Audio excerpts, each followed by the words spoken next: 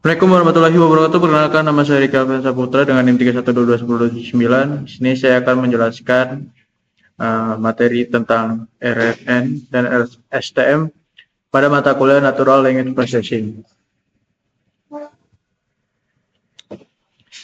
RNN atau Recurrent Neural Network adalah jaringan saraf yang digunakan untuk data sekuensial, memanfaatkan hidden state yang membawa informasi dari waktu sebelumnya. Cocok untuk prediksi berbasis waktu seperti teks pendek atau sinyal ringan.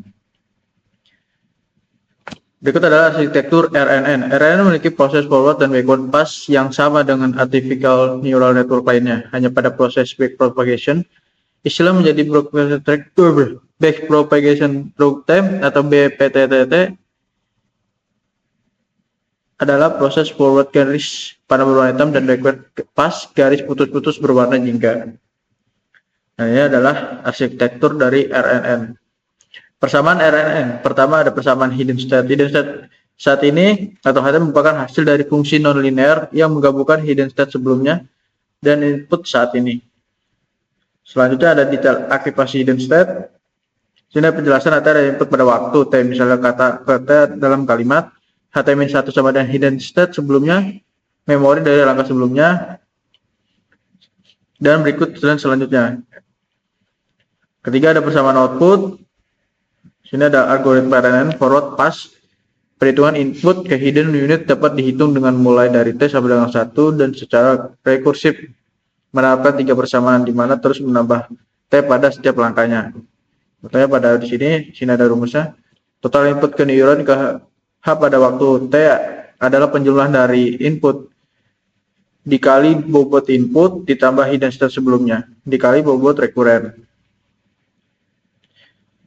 Algoritma kedua ya backward pass. Perhitungan derivatif dihitung dengan dimulai dari T sampai dengan T dan secara rekursif menerapkan fungsi-fungsi di bawah ini mengurangi T pada setiap langkah. Nilai error lokal atau delta pada hidden unit ke H di waktu T dihitung dari turunan fungsi aktivasi dikalikan dengan gabungan dua komponen pengaruh kesalahan dari output layer di waktu T dan pengaruh kesalahan dari hidden state selanjutnya.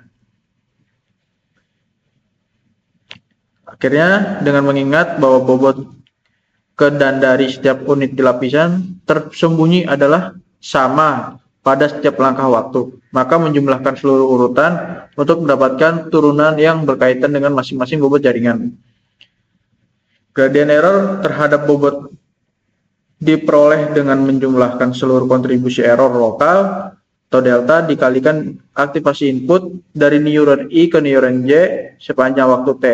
Rumus ini digunakan untuk memperbarui bobot selama pelatihan jaringan secara temporal. Masalah pada RNN. Pertama ada vanishing gradient. Bobot tidak update karena gradient mengecil. Susah mengingat informasi lama. Performa buruk pada data urutan panjang. Vanishing gradient. Vanishing atau exploding gradient terjadi saat backward pass karena dalam backpropagation ada proses derivatif di mana semakin sering derivasi dihitung, semakin kecil angka dan bahkan mendekati nilai 0 atau dikatakan menghilang ketika sampai pada lapisan-lapisan awal. Kita ada gambaran vanishing gradient yang ini A dan ini exploding gradient. Untuk mengatasi masalah vanishing dan exploding gradient pada RNN standar, maka dapat digunakan unit long short term memory atau LSTM. Long short term memory adalah varian RNN yang dirancang untuk mengingat lebih lama, memiliki 3 get, forget, input, dan output. Cocok untuk data teks yang panjang, sinyal kesehatan, dan NLP. Arsitektur LSTM. Gambar ini menunjukkan arsitektur internal dari satu blok LSTM yang terdiri dari 3 komponen utama, yaitu forget gate, gerbang lupa, menentukan informasi mana dari sel memori sebelumnya yang harus dilupakan, input gate, gerbang masukan, mengontrol informasi baru yang akan disimpan ke dalam sel memori saat ini. Yang terakhir output gate, gerbang keluaran, mengatur informasi mana dari sel memori yang akan dikirim ke output hidden state. Di tengah terdapat shell state, ini yang warna merah, sel yang bertugas menyimpan informasi jangka panjang dan dilalui oleh aliran informasi yang dimodifikasi oleh ketiga gate di atas. Algoritma LSTM.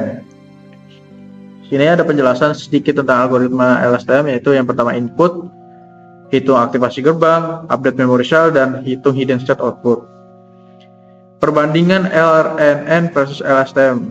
Pertama dari aspek RNN sederhana, satu neuron rekursif dengan aktivasi pendek short term memory. Masalah vanishing gradient ada sangat rentan. Ketergantungan waktu lemah dan mengingat konteks jangka panjang, jumlah parameter lebih sedikit, kesesuaian untuk tugas, teks pendek, sinyal sederhana, deteksi pola lokal, contoh aplikasinya ada pengenalan tulisan tangan, deteksi kata pendek, efisiensi latihnya cepat dilatih, tapi hasilnya buruk untuk data sekuensial panjang.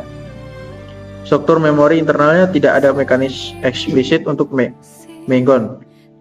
Untuk LSTM lebih kompleks, memiliki gate, input for gate dan output, dan shell state, kemampuan memorinya panjang. Didesain untuk mengatasi masalah ini, masalah vanishing gradient. Ketergantungan waktu mampu menangkap ketergantungan waktu urutan panjang, jumlah parameternya lebih panjang, komputasi lebih berat, kesesuaian untuk tugas, teks panjang, terjemahan suara, prediksi daya, waktu kompleks. Contoh aplikasi terjemahan bahasa, speech recognition, prediksi, dan pasar saham. Efisiensi latihnya lebih lambat, tapi performanya jauh lebih baik dalam banyak kasus. Kelebihan dan kekurangan.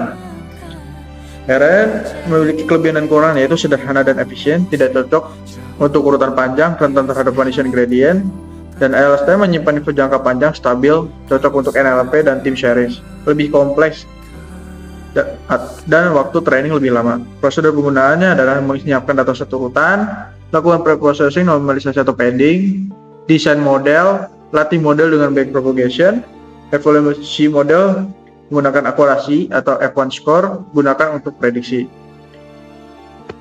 Sekian penjelasan materi RNN dan LSTM ini. Kurang lebihnya mohon maaf. Wassalamualaikum warahmatullahi wabarakatuh.